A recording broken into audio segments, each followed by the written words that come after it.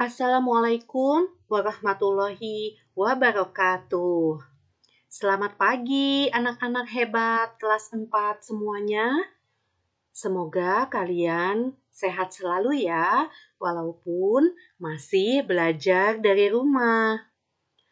Oke, pada hari ini kita akan belajar muatan pelajaran SBDP Kompetensi Dasar 3.3 Memahami Dasar-dasar Gerak Tari Daerah.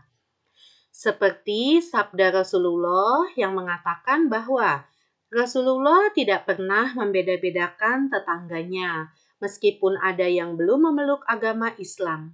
Rasulullah selalu mendoakan, memaafkan, dan membantu mereka walaupun mereka telah berbuat kejam pada Rasulullah yang pada akhirnya mereka pun memeluk agama Islam. Intinya adalah di tema 1 ini, keberagaman dalam kebersamaan harus selalu kita pupuk bersama-sama. Tidak boleh banyak pilih-pilih teman ya, walaupun kalian belum bertemu dengan teman kalian, tapi kalian harus selalu ingat kepada mereka dan selalu bahu-membantu teman-teman kalian. Oke, sebelum kita mulai belajar, marilah bersama-sama kita membaca basmalah. Bismillahirrohmanirrohim. Pada tema kali ini masih tentang seni tari. Setiap tarian yang akan dipentaskan menggunakan pola lantai tertentu. Apa itu pola lantai? Pola lantai adalah formasi yang dilakukan penari dengan perpindahan, pergerakan, atau pergeseran posisi saat menari.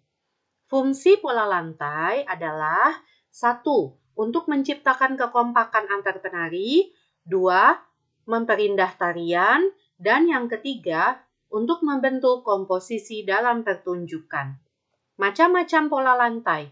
Contoh, 1. Pola lantai gerakan ke-1.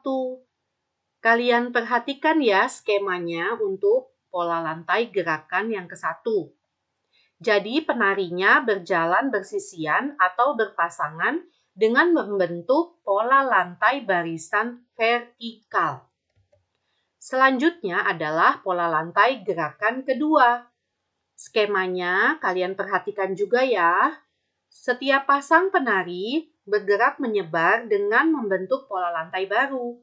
Gerakan menyebar ke samping kanan dan kiri secara berseling.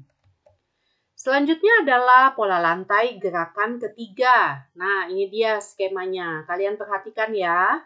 Setiap pasang penari bergerak membentuk pola lantai barisan horizontal. Lalu, pola lantai gerakan keempat. Setiap penari bergerak ke depan dan ke belakang membentuk pola lantai baru. Dan yang terakhir adalah pola lantai gerakan kelima. Setiap penari bergerak secara bersamaan membentuk lingkaran. Jadi kalian harus hafal ya masing-masing pola lantainya. Dan kita di sini akan mengidentifikasi gerakan tari saman. Kenapa tari saman? Karena tari saman ini adalah tarian yang unik yang berasal dari negeri Serambi Mekah atau dari Aceh. Di manakah letak keunikannya? Ya, keunikan tari saman adalah karena gerakannya sangat lincah, luwes, dan ringan. Biasanya tari saman ini diiringi oleh musik rebana atau biasanya juga oleh anggota tubuh penari, misalnya petikan jemari, tepukan tangan, atau tepukan dada. Nah, di dalam tari saman ada 2 unsur gerak yang menjadi dasar tari saman, yaitu tepuk tangan dan tepuk dada. Biasanya tari saman bisa dilakukan dengan posisi duduk dan berdiri. Yuk kita identifikasi gerakan tari saman dengan posisi berdiri. Ada 4 gerakan.